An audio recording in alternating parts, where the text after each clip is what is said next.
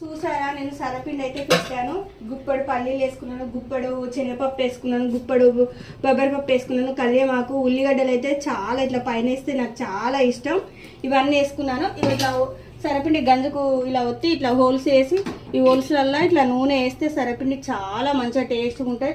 ఇగో ఇలా వేసుకొని ఇలా దీని మీద మూతలు పెట్టుకోవాలి.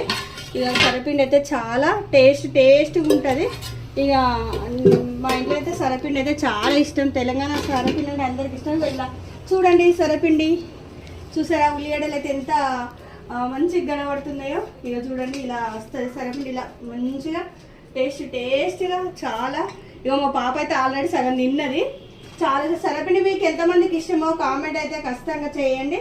ఈరోజు అయితే మరి సండే స్పెషల్ సరపిండి అండి. ఓకేనా? వీడియో నచ్చితే లైక్ చేయండి. హుజరాబాద్ అమ్మాయి యాక్సెస్ ఛానల్ అయితే సపోర్ట్ చేసి సబ్స్క్రైబ్ చేసుకోండి. ప్రతి ఒక్కరికి పేరు బాయ్.